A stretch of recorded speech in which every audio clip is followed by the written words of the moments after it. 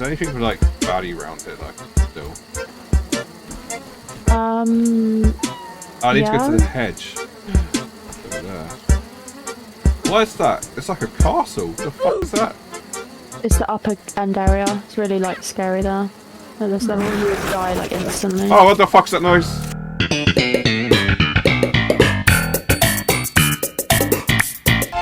Oh fuck! Fuck! Fuck! Fuck! Fuck! Fuck! Fuck! Fuck! Oh, he's pulling it right through him. So, top tip, they kind of like sense you in this game, like the AI. If you see it, it already knows you're there, so you kind of have to like run away.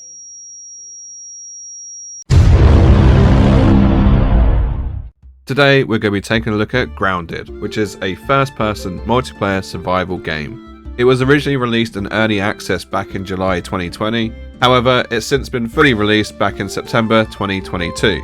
You might recognise the game studio behind this title, which is of course Obsidian Entertainment, who are known for a few little titles such as The Outer Worlds, Avowed, and of course Fallout New Vegas, which I've heard from other people are pretty good games. Yes, I know it's criminal that I've never played Fallout New Vegas. I tell you what, get this video to 69 likes and I'll go and review it, okay?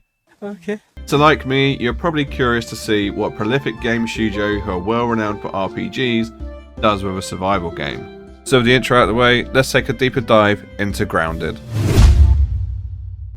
So without giving too much away, the basic plot of the game is that you are one of 4 children who are mysteriously shrunk, and now you find yourself in the garden and you're trying to figure out how you got here. A few boomers in the audience, myself included, might think this is very similar to the plot of Honey I Shrunk the Kids, and you'll be right to do so because it's one of the inspirations behind this title. You can decide to go it alone or play with 3 other friends, and you have 4 characters to choose from. Sadly though, you can't customize your characters in the sense of like changing their appearance. They are who they are, and they are fucking annoying. Don't believe me? Try putting up with the incessive nattering that goes on between the characters when you play with friends. I had to turn the sound off. Let me take you to your new home. No hopes, no dreams, bound to the will of the colony. But as a team, Why they do can you build us so huge far away from anthills. You'd be a Because queen, wouldn't you, Allie? Everyone's talking, I don't like it. You know it. Oh, their voices are fucking annoying. They're gonna do it the whole game. Yeah, yep. Or just focus on treating other people the way that we want to be treated. We were just talking. Yeah, and you shut just the fuck barged up. right in, Shut like, the interrupting. fuck We're up. talking nonsense. It was like so pretentious. Yeah. Something very pretentious We were about talking it. But anyway, I digress. What I find unique about this title is the fact that it's not a procedurally generated environment that you have to survive in. No matter whose save you're playing on, the garden layout still remains the same, which means that the plot is very linear in the way that it works. And what I mean by that is that certain areas will be off limits to you. You have to progress through the main storyline if you want to see the garden in its entirety, which I'm not against because I actually feel like it does the RPG elements of this game particularly well. Like most survival games, you have to upgrade your armor, you have to upgrade your tools, and you actually have to fortify a base because you will get raided later on into the game. Different areas of the garden will be more difficult than others, so you don't expect to just walk into the end game zone. You have to build up your character to be ready to take on the bigger bugs. Speaking of which, you'll come across some bugs early on which you'll think are absolutely terrifying until you start to progress and then realise that there's even worse stuff out there in that garden. Oh, my face. I love how Swordman has one job and it's to stay out of the poison and he just stands in it every time. He double squirted me. He double squirted. Oh shit. Ew, the animation is fucking disgusting. Welcome to the Cum Zone. Truly terrifying. One thing this game does particularly well is the small details. For instance, if you don't build a wall around your base, ants will come in and they'll steal from your chests. One thing to note is don't think this game is a light-hearted Minecraft. This game is actually terrifying. The amount of times I've been jump scared by bugs just appearing out of nowhere is kind of embarrassing, but at the same time it makes me really appreciate this game a lot more. These are so cute in this game. These are cute. Oh fuck off. Fuck off. No, This is the end.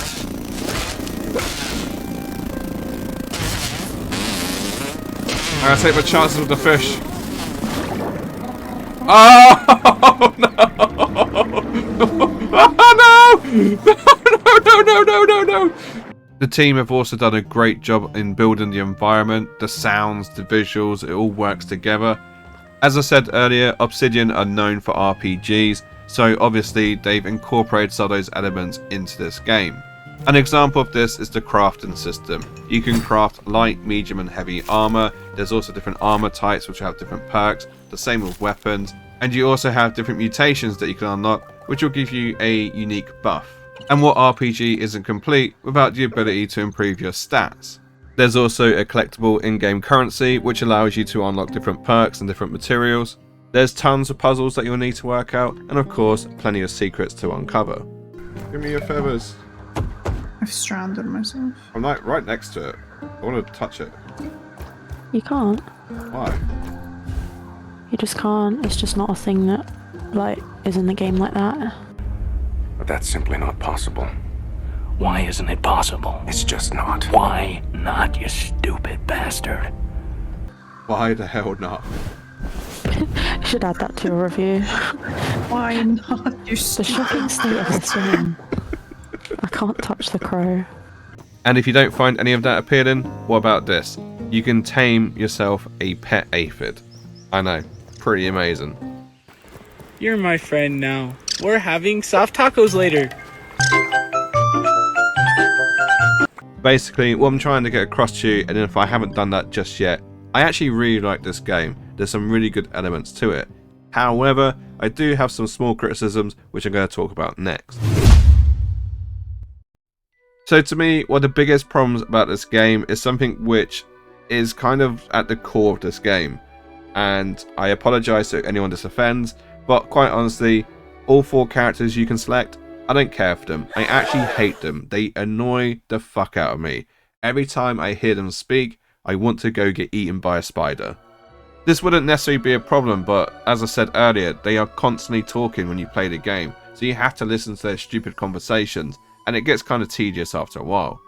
This could be easily resolved if you just got to make your own character. I mean, why can't I just make a Augustus Gloop character where I'm some fat kid running around hiding from spiders? Don't make me run! I'm full of chocolate! It will be like real life for me. Well, it would be like real life 10 years. Anyway, my point is, I just don't connect these characters, and it kind of ruins the immersion for me, which in an RPG is not great. In a survival game, it's not the end of the world, I guess. Another issue which was highlighted to me by one of my friends who's been playing since early access is the fact that you can duplicate items. Now this is something that's actually built into the game and you do get access to very early on.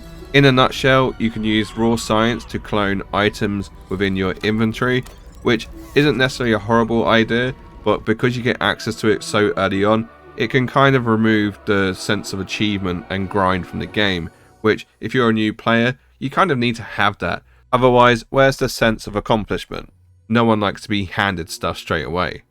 But overall, my playing experience has been a pleasant one, aside from the constant annoying talking and shitting myself to wolf spiders. Other than that, honestly, it's been great. Even though this game left early access over a year ago, it still has been getting consistent updates. Just this year they had the super duper update back in April, which actually gave a new world boss, some new creatures, and some new coziness to your housing. Other updates have also included new areas of the garden to go and explore. One thing I'd like to see in future updates is the ability to actually explore the house. Right now it's off limits and you can't get in there, but just imagine if they opened that house up for you to go in and check it out. It would practically be like a whole new game. Either way though, the devs have been very clear in interviews that they do plan to carry on making content for this game. But take it with a pinch of salt, because Obsidian Entertainment are also working on Outer Worlds 2 and Avowed, which are pretty big games, and I think Grounded might just get overshadowed by these 2 big titles. The good news is though, there is a strong modding community. So even if the developers do let this game slide, rest assured that there's going to be someone out there producing content for this game. I've played quite a few different survival games this year, and one that I really enjoyed was Valheim. I absolutely loved it, put loads of hours in even after reviewing it, and I feel like I'm going to do the exact same thing with Grounded. Even though I've put in about 20 hours into Grounded, I've still only scratched the surface. I find myself going on side quests, going gathering, and just actually enjoying the view. This game is also great with friends, and it is very much a time sink, and not even in a bad way. You can sit here, spend hours playing this game, and you'll enjoy every hour that you play. I love the RPG element to this game, but I also love the fact that building is important. It's not just a fancy mechanic they snuck into the game, it's something that is vital for you to progress within this world. So I'll happily say that I recommend Grounded to anyone who's looking for a fun survival game to play with friends, or even just to play alone. And on that bombshell, I'm going to end the video there. But feel free to let me know what you think in the comments below. Did I miss any points out, or was I fair in my assessment? So as always, if you do want to see more content by myself, feel free to subscribe. I post 3 or 4 videos a month, mainly game reviews, and anything from MMOs to RPGs to apparently survival games. And please, if you're feeling generous, leave a like. It helps me out with the algorithm, and it costs you nothing. I'll leave a couple of videos on the screen right now that you might enjoy, and I'll catch you guys in the next one. Bye bye for now.